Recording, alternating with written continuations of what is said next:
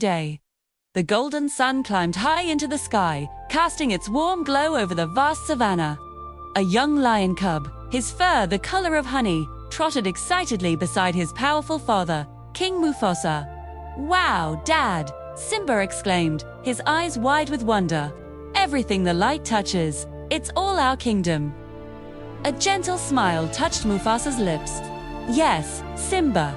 A king's time rises and falls just like the sun. One day, the sun will set on my time, and it will rise with you as the new king." Simba's eyes sparkled with excitement. "And all of this will be mine?" he asked, his voice filled with awe. "Everything," Mufasa confirmed, his voice a low rumble. "Everything the light touches." But Simba's gaze drifted to a dark, desolate land in the distance. "What about that shadowy place over there?" he pointed. Mufasa's expression grew serious, his voice losing its warmth. "You must never go there, Simba. That place is beyond our borders." Simba tilted his head, confused. "But I thought a king can do whatever he wants." Mufasa let out a soft chuckle. "Oh, there's a lot more to being king than just getting your way all the time." As they continued their walk across the plains, Mufasa looked down at his son. "Simba," he began, "everything you see exists together in a very delicate balance. As king, you need to understand that balance and respect all the creatures from the tiny crawling ant to the graceful, leaping antelope." Simba frowned. "But Dad," he said, "don't we eat the antelope?" Mufasa's smile was kind and patient. "Yes, Simba, we do. But let me explain. When we die, our bodies become the grass, and then the antelope eat the grass. And so, we are all connected in the great circle of life."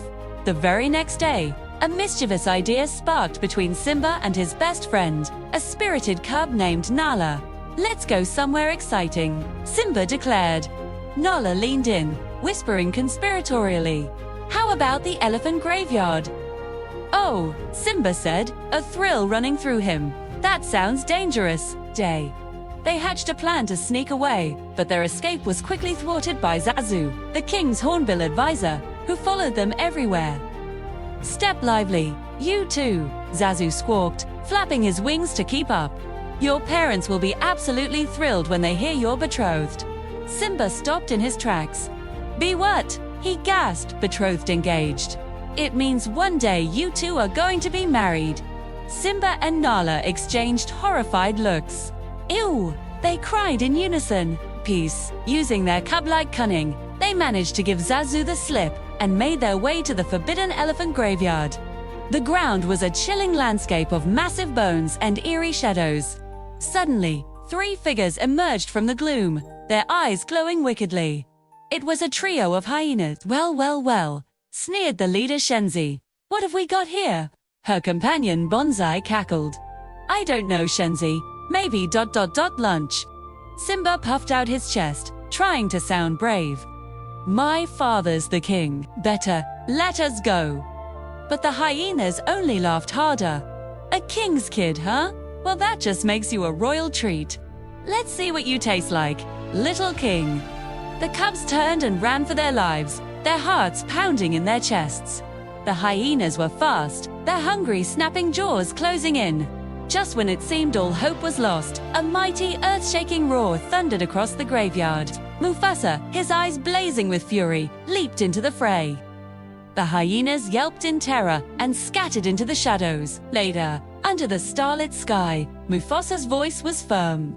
"You deliberately disobeyed me, Simba." Simba lowered his head in shame. "I'm sorry, Dad." Mufasa sighed, his anger softening. "Being brave doesn't mean you go looking for trouble, son." Far away, hidden in the shadows, Mufasa's jealous brother, Scar, watched with simmering anger.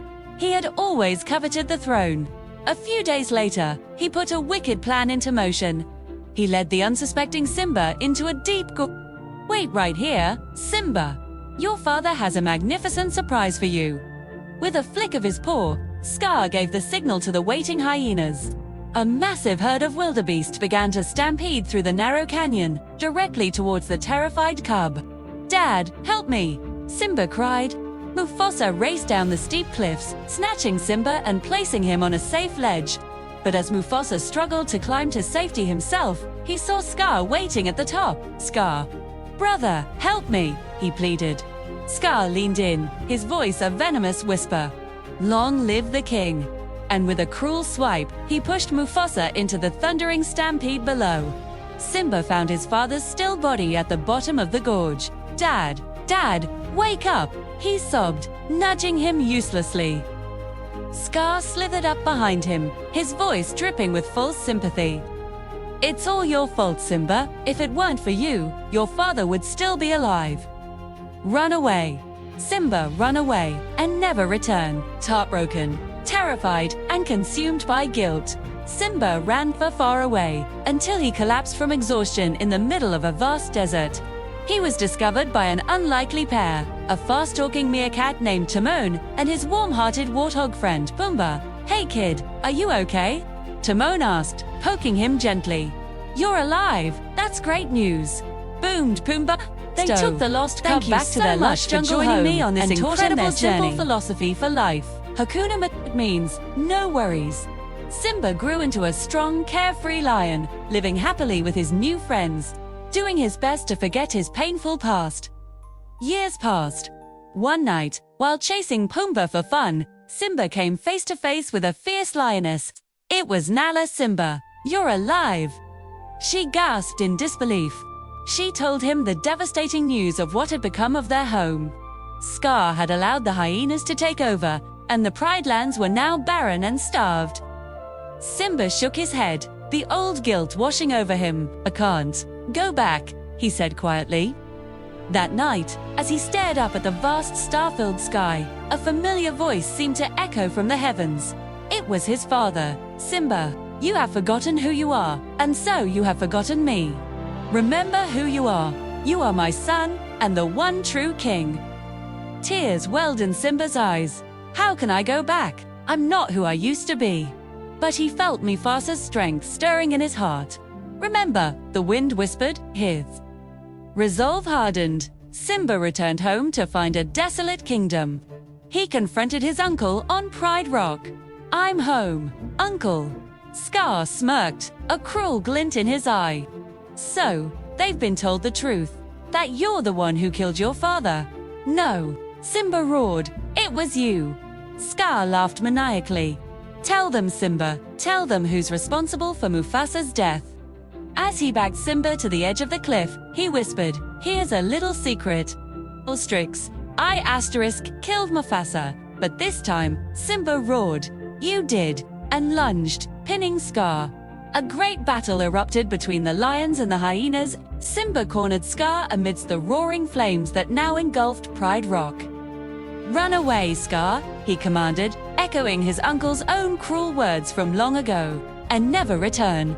But Scar, blinded by hatred, attacked again. Simba was ready. With a mighty roar and a powerful swipe, he sent Scar falling from the cliff's edge. Zif on cue. The heavens opened up and rain began to pour down, quenching the fires and washing away the years of ruin. The land began to heal and life returned. Simba climbed to the very peak of Pride Rock and looked to the sky. He could almost hear his father's voice once more. "Remember," Simba lifted his head and let out a magnificent roar that echoed across the savanna, the roar of a proud new king, taking his rightful place in the great circle of life. From that day on, peace and prosperity returned to the Pride Lands.